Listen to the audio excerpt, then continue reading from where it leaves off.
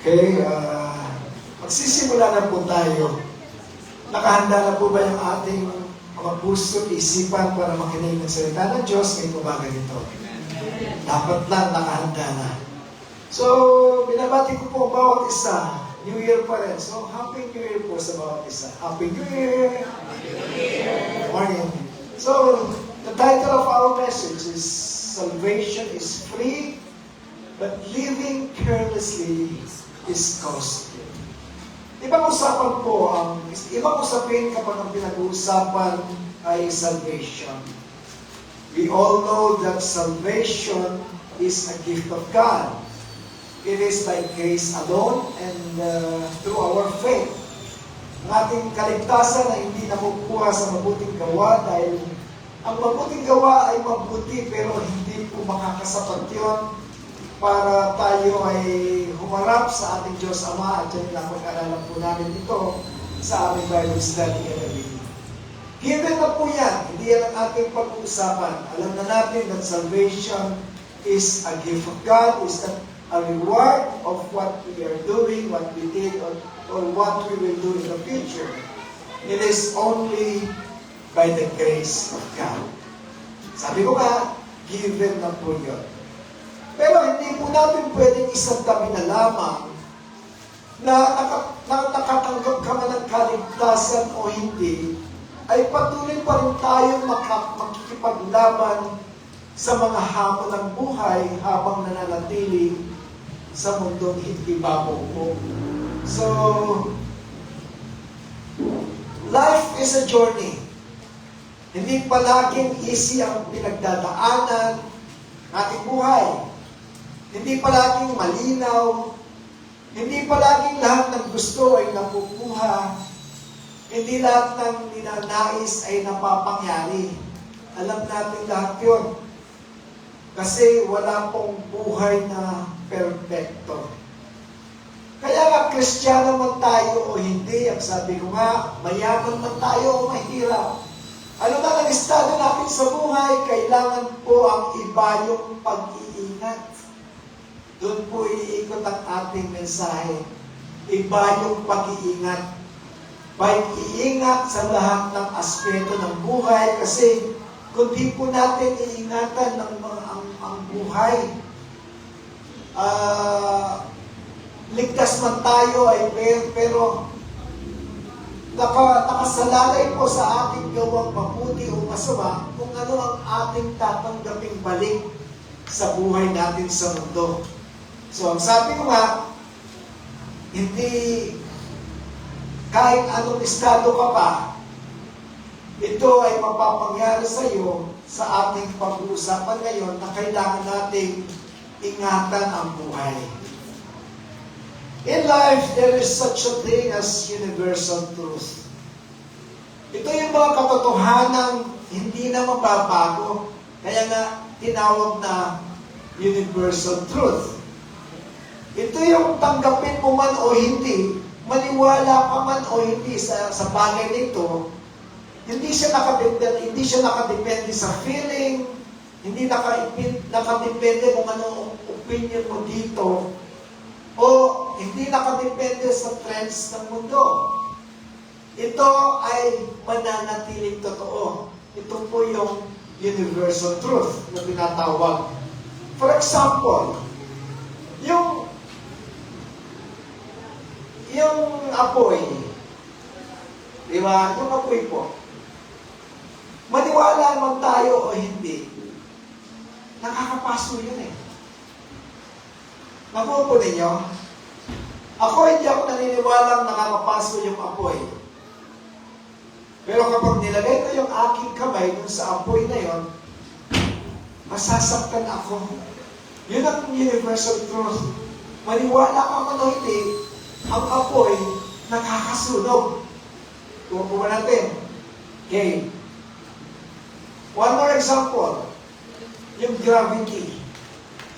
Di ba may gravity sa mundo? Kasi kapag walang gravity, di ba lulutang-lutang tayo?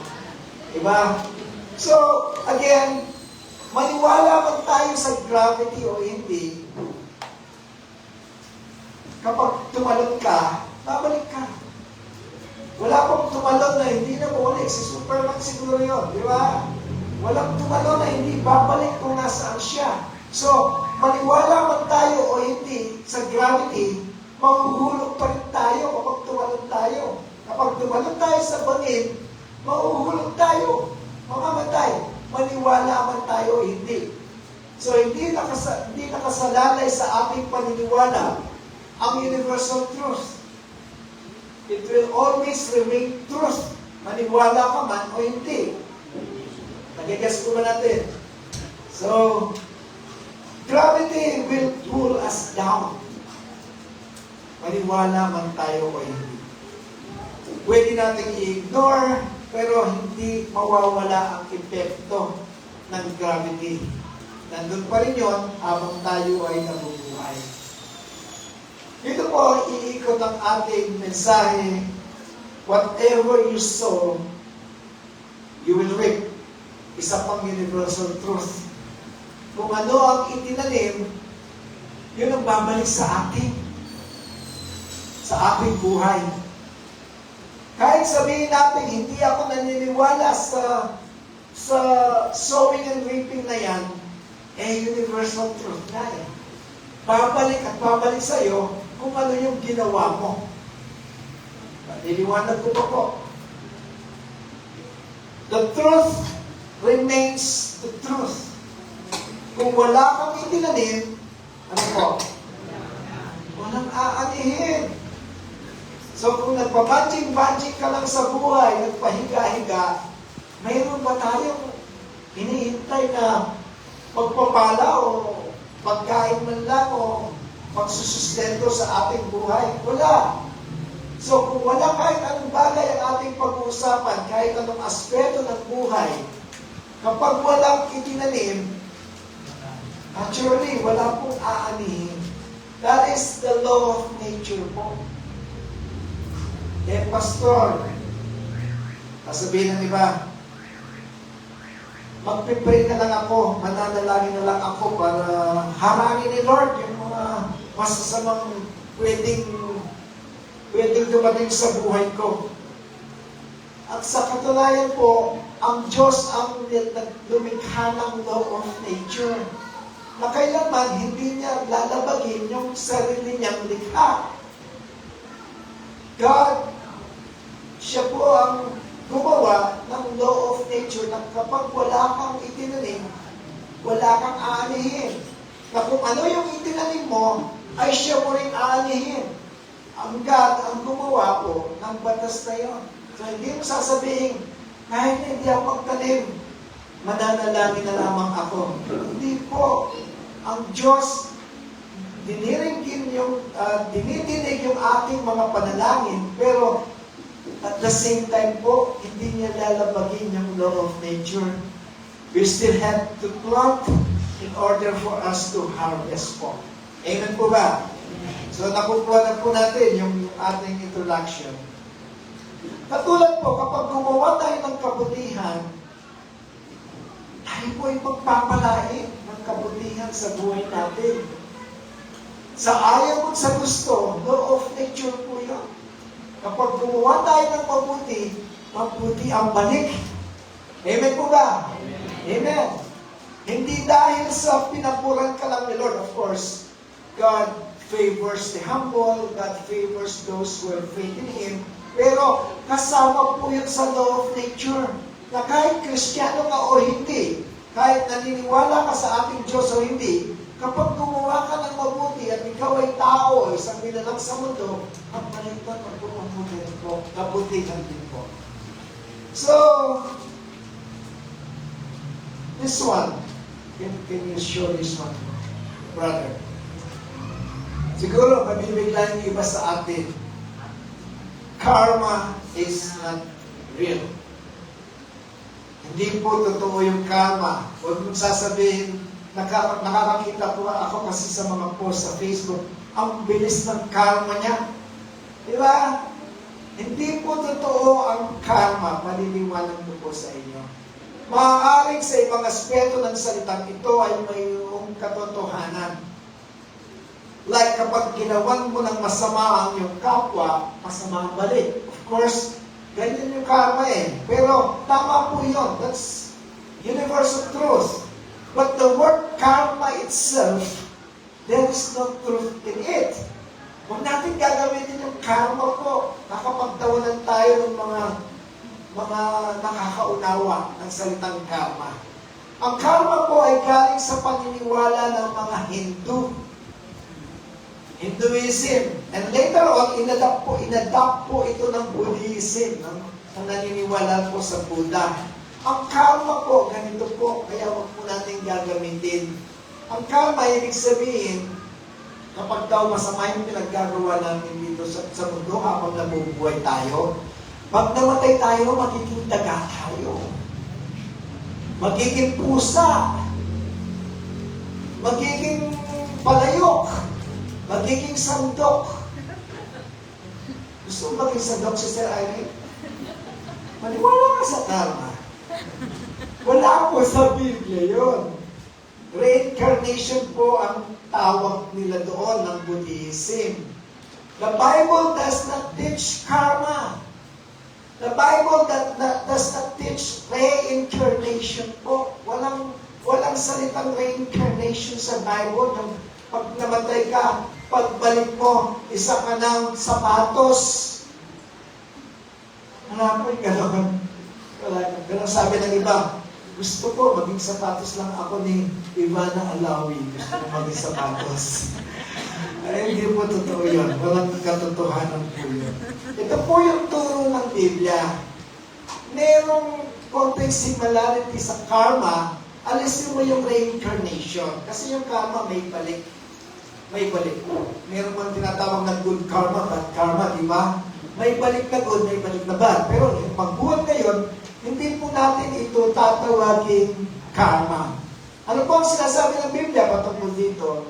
Nakasulat po sa Galatians 6:7. Ito po ang para sa atin, hindi karma.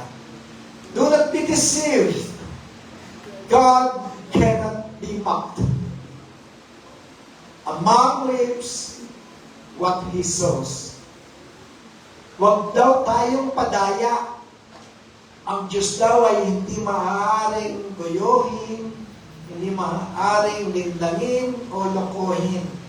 Sapagkat anumang ating inihahasik, anumang ating itinatanim sa buhay, ay siya rin nating aanihin. Ito po yung para sa ating mga Kristiyano. So kapag may nakita ka na gumagawa ng masama o mabuti, Galatians 6:7 yan, sasabihin mo lang sa kanila. So tingnan natin ang unang sinasabi dito. Do not be deceived, ang sabi. Ibig sabihin, posibleng akala mo okay ka na, pero hindi pala. Hindi dahil walang bagyo ngayon, wala nang darating na ulan bukas. So, do not be deceived sa mga nakikita, naiisip, na-feel mo. Kasi maaari kang dayain nito. Same is true kapag faithfulness in God ang ating itinatanim. Kapag parang aanihin. Yung positive side ng Galatians 6:7, kapag mabuti ang iyong inihasik, mabuti ang balik. Mabuti ang ating harvest. Amen po ba? So kapag obedience kay Lord ang itinatanim mo sa buhay, naglilingkod ka ng tapat, na kahit ano yung dinaramdam mo, nararamdaman mo, estado mo sa buhay, patuloy kang naglilingkod sa Diyos, law of nature, maganda po ang balik niyan, kagalahan sa puso, ang madarama mo sa araw-araw. Hindi na baling ano man ang sitwasyon sa buhay, pero yung galak, hindi po nawawala. Yun po ang inaani ng mga lingkod na tunay ng Diyos. Tunay na lingkod ng Diyos. So kapag repentance, o kapag yung ating, sa repentance yung Tagalog, yung repentance sa Tagalog, kapag pagsisisi ang itinatanim mo sa puso mo, yung kahit na anong nagagawa mong kamalian sa Diyos, parati kang humihingi ng tawad sa Kanya, ang inaani mo sa buhay, restoration. Ibinabalik ng Diyos yung mga nawawala mo. Yung kapag nagkaroon ka ng guilt feeling sa isang kasalanan, pero hiningi mo ng tawad sa Diyos ito, maganda yung balik kasi inaayos ng Diyos pati yung estado ng puso mo. Nagiging maganda, maluwag sa pakiramdam. So, ano man ang ating mabuting ginagawa, mabuti po ang balik. Huwag mo rin daw dayain ang iyong sarili na para lang makatulog ka ng mahimbing sa gabi, sasabihin mo, self, walang balik sa iyo ang ginawa mo, God is good. Pero huwag mo lang, yes, God is good. Actually, God is love. Pero huwag natin kalilimutan na God is love at the same time, God is a just God. Oo, ang Diyos ay Diyos ng pag-ibig, pero hindi po natin pwedeng labagin ang kanyang pagiging makatarungang Diyos. Hindi pwedeng spoiled brat tayo, kahit anak niya tayo, na kapag tayo gumawa ng kamalian at paulit-ulit natin itong ginagawa, oo, ang Diyos minamahal ka, pero tuturuan kanya ng disiplina para mabago yung ginagawa natin yan. May balik pa rin po, kahit na sasabihin natin, God is love and God is good. Mga kapatid, hindi po unfair si God. Faithful siya actually. Kung ano ang tinatanim mo, yan ang babalik sa iyo. Kaya nga, nasa atin na po ang choice. Kasi inilalatag ni God yung lahat-lahat ng mabubuting makakamtan mo sa buhay. Wala namang ilalapag si God dyan na masama na ikasasama mo eh. Read the Bible. Read the whole Bible. Wala kang makikita doon na sasabihin ni Lord, gawin mo ito kasi makakasama sa iyo. No. Ang sinasabi ni Lord, gawin mo kasi ang bagay nito ay makakabuti sa iyo. Kaya nga, nasa atin na po ang pagpili. Life is a matter of choice. Ika nga. Next slide. Sabi po dito, you are free to choose. Malaya po tayo mamili sa buhay. Yun ang gift ni God sa atin eh, free will. Hindi niya inaalis yun. Malaya tayo. Gusto mong magkapakabuti, go! Walang haharang sa iyo. Kung gusto mong magpakasama, wala rin pong haharang sa iyo. Gawin mo yun. Wala pong haharang. Even God will not stop you from doing something bad. Basta ang sinasabi ni Lord, ito yung nararapit mong gawin, pero hindi po niya tayo peppersahin. Tulad ko po, kapag ako'y nag-invite sa Servants of Christ Ministry, sasabihin ko sa kanya yung kahalagahan ng pag-attend. Pero kapag nag-refuse po ang isang tao at hindi niya pahalaga yung aking sinabi, hindi ko po siya pipilitin. May free will po yung tao niyo. Same is true kay God. God is giving us freedom to choose whatever we want to choose in life. Pero ang sabi po rito, but you are not free from the consequences of your choice. Oo, libre ka nga pumili kung ano man gusto mong maging buhay mo sa ibabaw ng mundo. Pero hindi ka pwedeng mamili ng mga kahihinat na nito. Diba? Sa introduction pa lang, gumawa ka ng mabuti, ang ani ay mabuti. Gumawa ka ng masama, ang aanihin ay kasamaan sa buhay. So, whatever you choose in life, yung consequence po, parating nandiyan. Hindi mawawala. Hindi mawawala. Kaya nga ba, you have to choose wisely. We have to choose good. We have to choose the best. Kasi buhay natin ito. Buhay, yung pamilya natin, nakasalalay din dito. So, kapag hindi ka nagdahan-dahan, hindi ka nag-ingat sa buhay mo, iisa lang ang buhay. Ang buhay ay pwedeng mapariwara dahil sa maling pagpili. Amen po ba? Amen. Galatians 6:7 ulit. Balik tayo. Ang sabi dito, God cannot be mocked. Parang sinasabi dito ni Pablo, hindi mo pwedeng paglaruan ang Diyos. Hindi mo siya pwedeng gawing computer game, na pwede mong i-reset yan, pwede mong baliktarin kung sino yung bida at kontra. Hindi yan isang timbangan na pwede mong doktorin. Pwede kang mandaya na kahit 1 kilo, gagawin mong kalahating kilo lamang para makapagloko. Hindi rin bulag ang Diyos at hindi siya natutulog. Kaya malinaw po ang sabi sa salita ng Diyos dito that God cannot be mocked. God is not mocked. Hindi siya nabubulag ng church attendance, pag-attend, pero paglabas ng church, masama na ang tingin sa mga tao, masama na maiitim na yung balakid. Hindi nadadala si Lord ng alam mo naman, pwede kang mag-church, mag-pray, mag-amen, pero maitim yung puso. Hindi nakikita lahat ni Lord yan.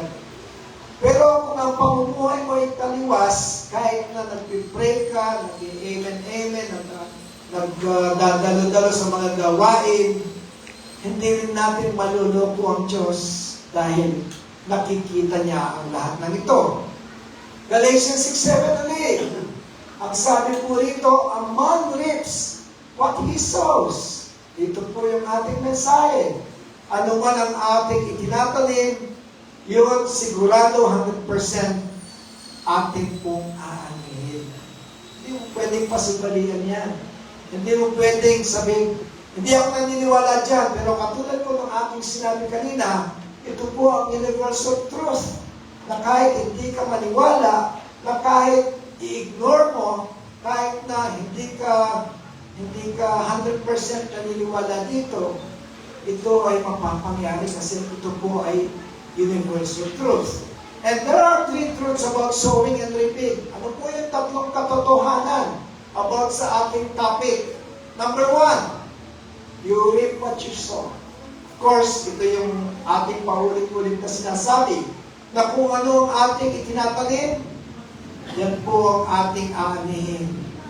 Kapag ikaw ba ay nagtanim ng mangga, mamumunga ba itong chiko? Pwera na lamang sa mga marunong sa grafting. Nanay ko marunong sa ganyan. Pwede niyang gawing yung kanyang bougainvillea na namumulaklak ng puti. Gagawin niyang namumulaklak ng orange. Marunong sa nanay ko dyan. Pero yung buhay po natin, hindi pwedeng ganon. Walang grafting sa buhay. Kapag nagtanim ka ng mangga, surely 100%. Mangga po yung ani, hindi po santol, hindi bayabas. Same is true, kapag hindi ka pwedeng magtanim ng galit sa iyong kapwa at babalik, peace of mind. Di po, take note of this. Akala mo bita ka kapag nagtatanim ng galit. Akala mo bita ka sa Diyos kapag hindi mo kinakausap ng kapwa mo. Kapag ini-ismeran mo siya, kapag nakikipag-high five, low five ang binigay mo. Hindi po. Hindi ka pwedeng magtanim ng galit sa kapwa mo na makakatulog ka ng mahimbing. Kapag nagtanim ka ng galit, hindi ka aanin po ng kapayapaan. Subukan po ninyong magalit sa akin. Magtanim ng muhi sa inyong pastor. Tinang ko lamang kung alauna na, tulog na ang lahat, ikaw na lang ang gising.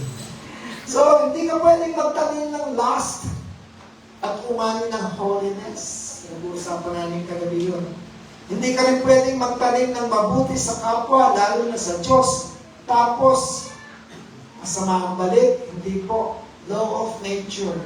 Lalo na kapag gumawa ka ng mabuti sa Diyos. Naglingkod ka ng tapat kahit walang nakakakita.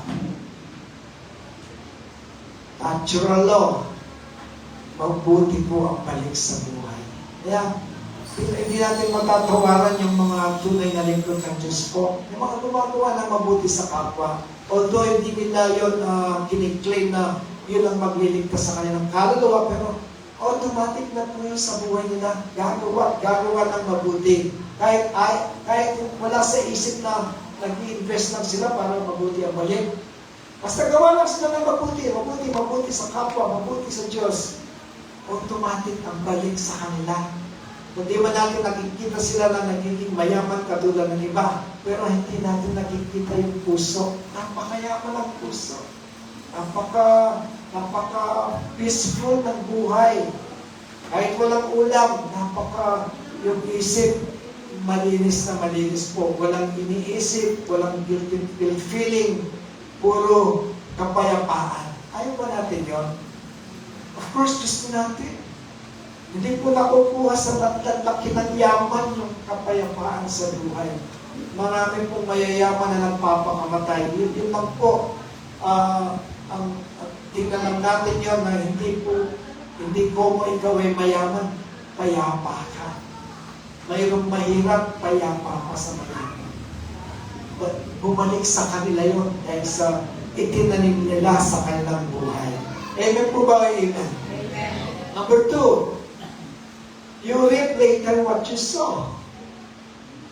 Matagal ko nang ginawa yan. Tingnan mo, wala namang nangyayari. Hindi mo pwedeng sabihin yan. Sino ba ang nagtanim ngayon ng bayabas na may hapon na munga na? Wala. Di ba, ang ganda ng example ni Lord pagtatanim? Kasi alam ni Lord, relatable sa ating buhay yun eh.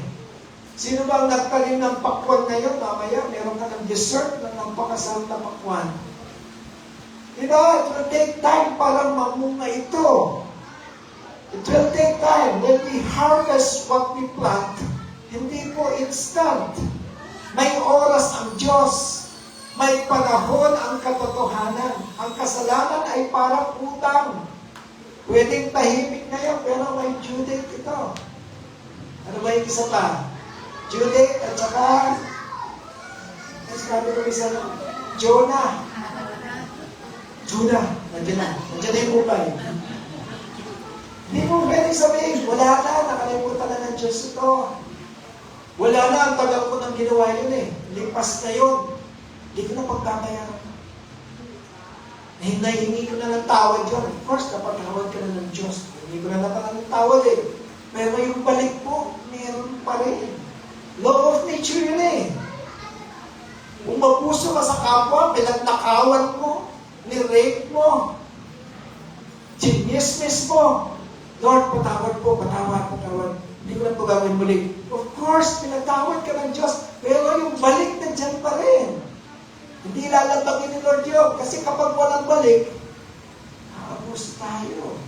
Kaya lang ginawa yung law of nature para huwag po tayo umabuso. Kasi kung wala yung law of nature, kung wala yung universal truth na yan, gawa na tayo ng lahat ng masamang gusto natin gawin. Humingi ka lang pa na ng tawad. Wala nang balik. Di ba? Of course, magtatawarin ka agad ng Diyos. Libre na yun. Pero yung balik, meron po. Kaya ingat-ingat po kapag may time. Amen ba? Amen.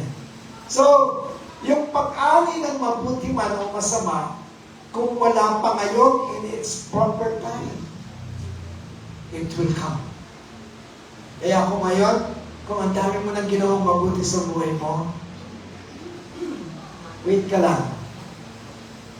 Magiging masaya ang life mo. Amen po ba? Ganun lang po yun. May balik. Masama, mabuti. May balik. Walang makakalampas. Nung nakakita ka ng kapitbahay mo, kahit na kumukulo yung dugo mo sa kanya, pero nakita mo na wala ng trabaho, walang makain yung mga anak niya, meron ka namang pagkain, nagla-lunch ka, sobra-sobra, binigay mo sa kanila.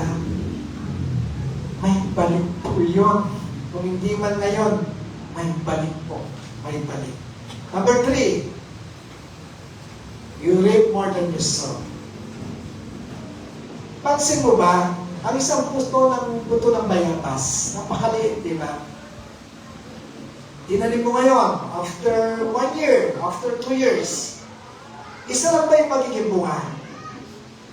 Marami. Hitik na hitik sa bunga. So, Kapag tayo ay kumuha ng mabuti, God is a generous God po. Hindi ka naman niya, tumulong ka ng piso ang babalik sa ni Lord, napakakuripot naman ni Lord.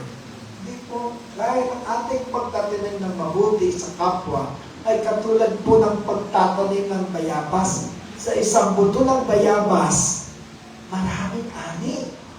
Sabihin mo sa katabi, maraming ani.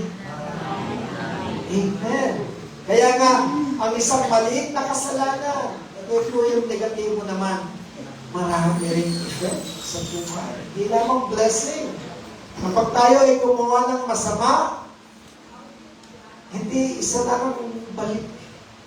I tell you this, ganun din po, malaking epekto. Pansinin mo ito, when you lie about something, kapag nagsinungaling ka ng isang tinatawag mong white lie lang naman. Pero, kumisan po, when you lie about something, hindi ka na pwedeng magdagdag ng katotohanan eh. Kapag ikaw may kausap na tao, tapos nagsinungaling ka, normally, kapag nagpatuloy ang inyong conversation, magtatahi-tahi ka na ng kasinungalingan. Kasi inumpisahan mo ng kasinungalingan eh. Kasi yung kasinungalingan po, hindi pwedeng sekundahan ng katotohanan. Hindi magmamatch. Mahahalata ka. Mahahalata ka na sinungaling ka nung unang pa lamang. Kaya na kapag ang isang sinungaling, ayaw niyang mabuko, magtatahi-tahi yan. Gets na mga marites ko. So, magtatahi-tahi ng maraming kasinungalingan. Ano yung resulta? Ano yung resulta nun? Hindi po minor yun. Sometimes, overwhelming po ang resulta. Yung kasinungalingan mo, hanggang makarating doon sa punto na maraming ng apektadong tao. Kasi, hindi mo na alam yung mga pinagsasabi mo eh.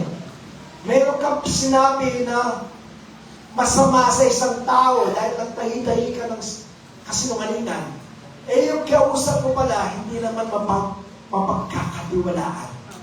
Nakarating ang sinabi mong yun dun sa taong sinabi mong, nagsabi ka ng masama na hindi naman totoo.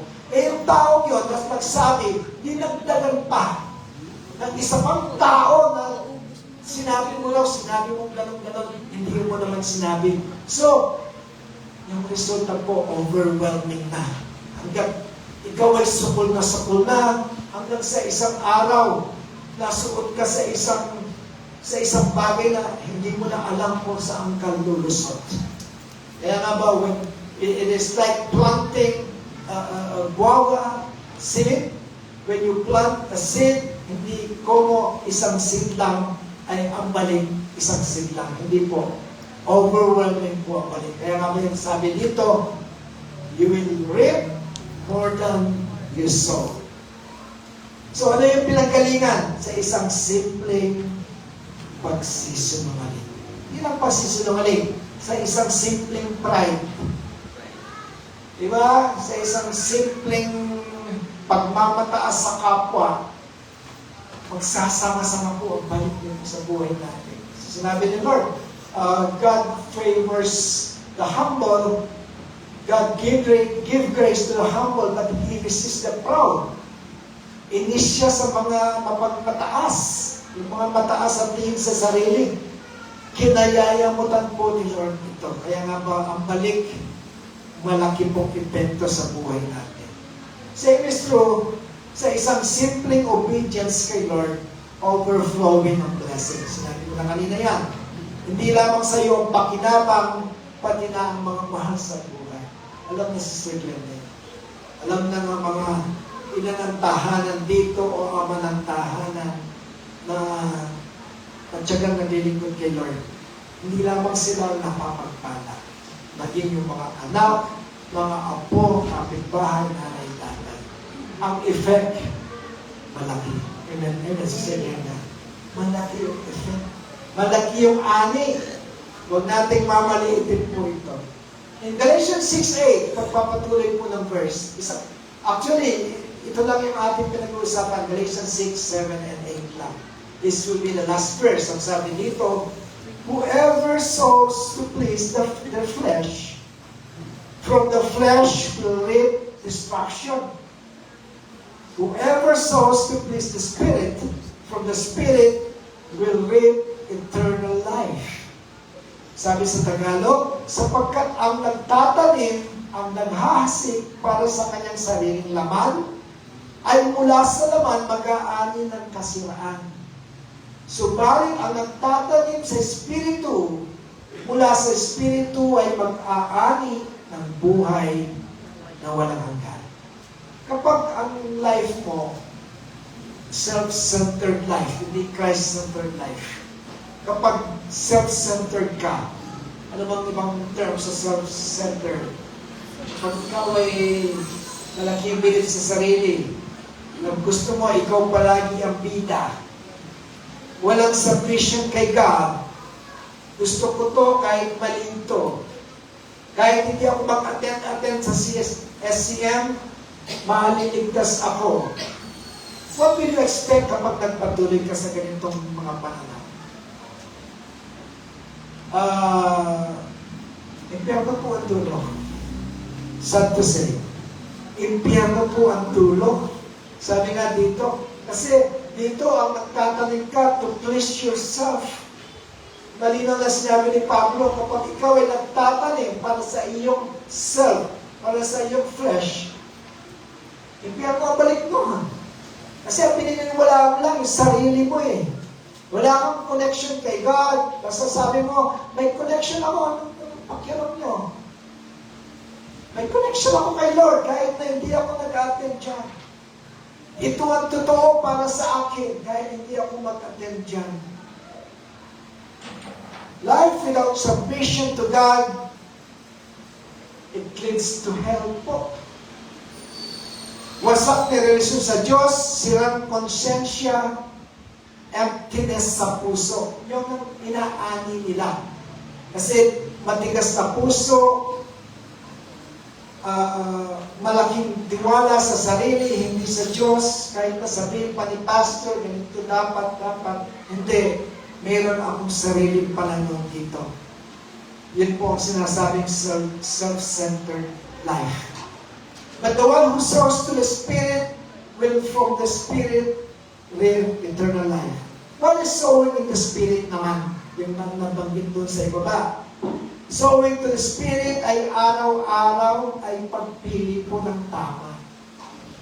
Obedience kahit na mahirap, repentance kahit na napakasakit, faithfulness kahit walang pumapalakpak, kahit walang nakakakita. Ano yung ani? Eternal life. Buhay na walang hanggan, kasama ang Diyos. Hindi lang sa langit. Hindi lang sa langit po ang ani. Sabi ko nga, habang nakatira tayo sa mundong ibabaw, hindi lang yung langit ang ina-harvest natin. Pati yung buhay natin sa lupa. Yung quality ng life natin ngayon, yung kapag kahit na walang-wala ka, may kapayapaan, may galak, yung direction mo, tuwid, yung pag-asa, parating buhay, yun po ang harvest na isang tapat sa Diyos. Amen po ba? Amen. Salvation is free, but living carelessly is costly. Ito yung ating title. Hindi ka naliligtas ng gawa, it is a gift of God, sabi nga. Pero habang nasa lupa pa po tayo, inuulit ko lang po, may consequence po ang ating pamumuhay. Kung may law ng sowing and reaping, pero po, dito tayo magtatapos. Okay? This is the good news of the message. May ilaw din, may batas din ng new planting. Sa kalikasan, kapag mali ang itinanim mo, tapos ka na.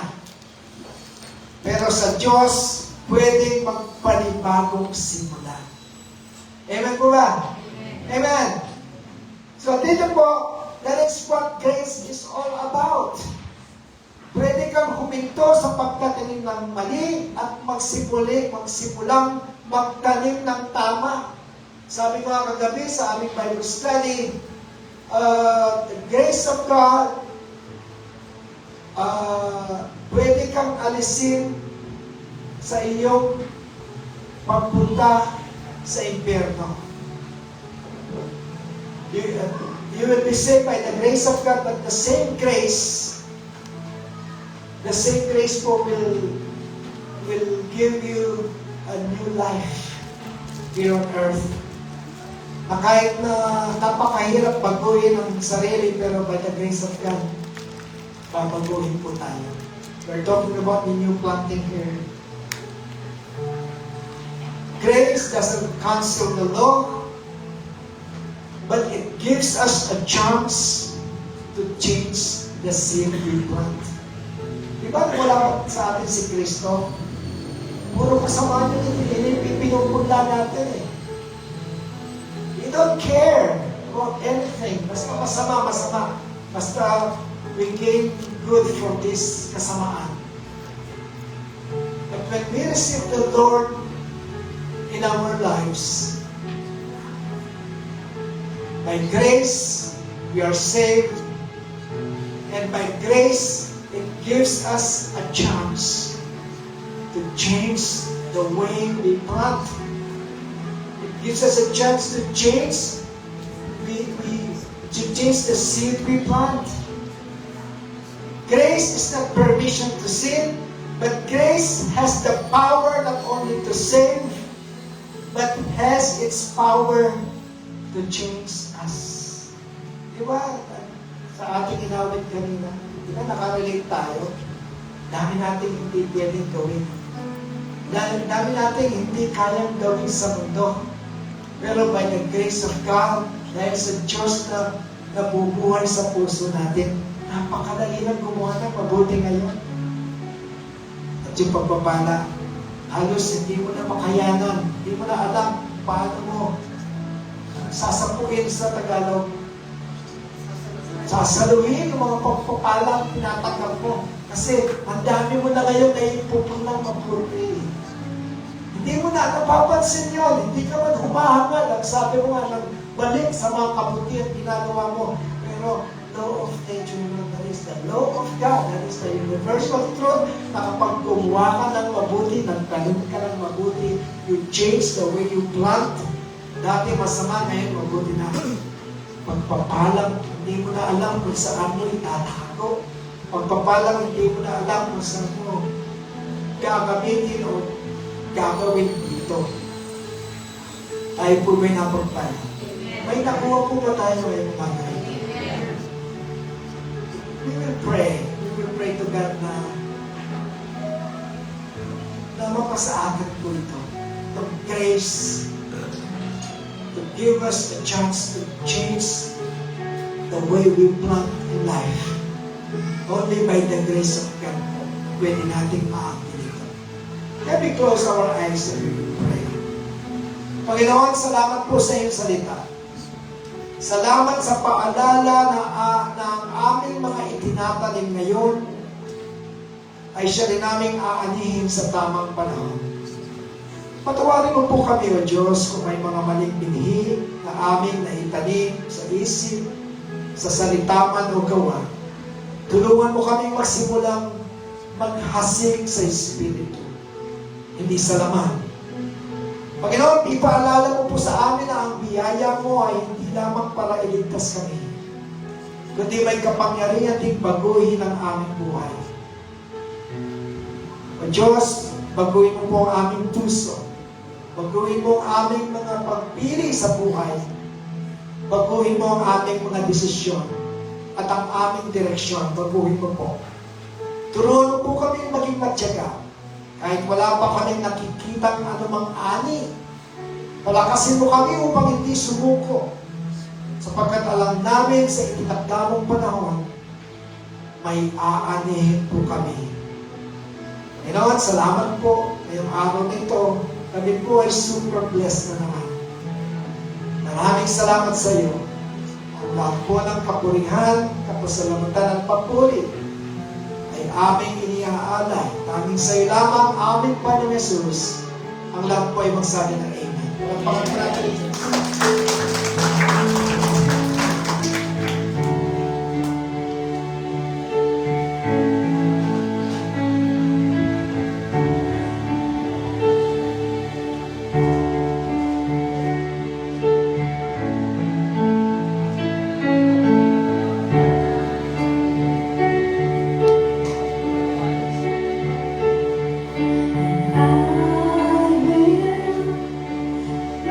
Bless the Lord forever.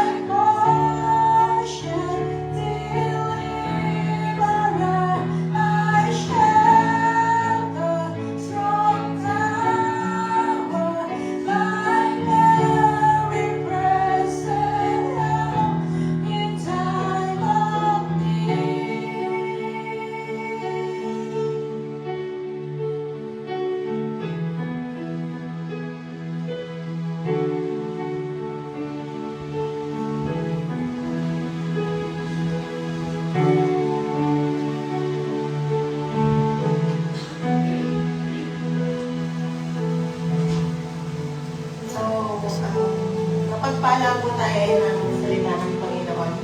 Amen? Amen.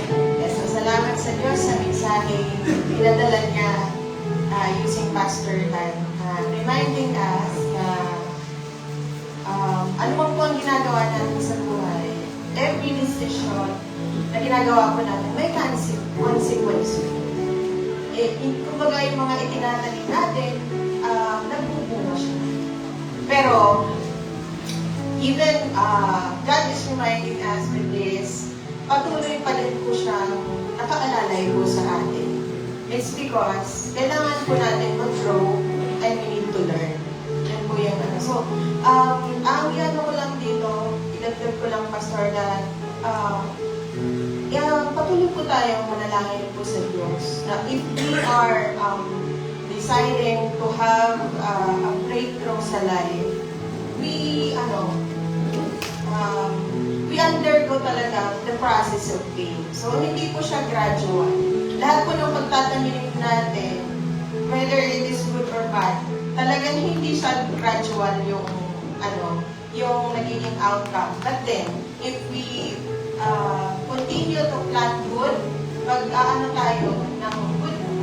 So, yan po. Yung sinasabi ko nga po yesterday sa Bible study, habang nabubuhay tayo, talagang anuhin natin na gumawa ng mabuti. It is our chance to do good. Kasi, wala namang nabubuhay sa atin dito ng 300 years, 200 years. So, it is a chance. Every day. Kumbaga, yung oras, hindi na siya bumabalik. For example, kailangan natin gumawa ng mabuti para sa iba. Right at the moment, na kaya naman natin siyang gawin natin. Kasi sabi po yan ng Bible na nagkakasala ka if you are not doing the right thing at the moment. So, kung ano po yung magagawa natin, we give it glory to God.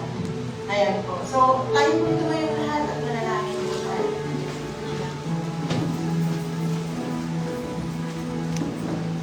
Makapangyarihang Diyos, may lalang langit at lupa. Kabanal-banalan ng Diyos, amang maraming salamat po sa umagang ito na binigay niyo po sa amin ng inyong pong reminder sa bawat isa po sa aming Panginoon. Lord, nawa po o Diyos ay patuloy ka pong mangusap, Panginoon, at tumiro sa aming buhay, Panginoon. With the guidance of your Holy Spirit, Panginoon, because we can do nothing, Panginoon, kung wala ka po o Diyos, Panginoon. Patuloy ka pong magpagaling po sa amin, sa mga narito pong may karamdaman, O God.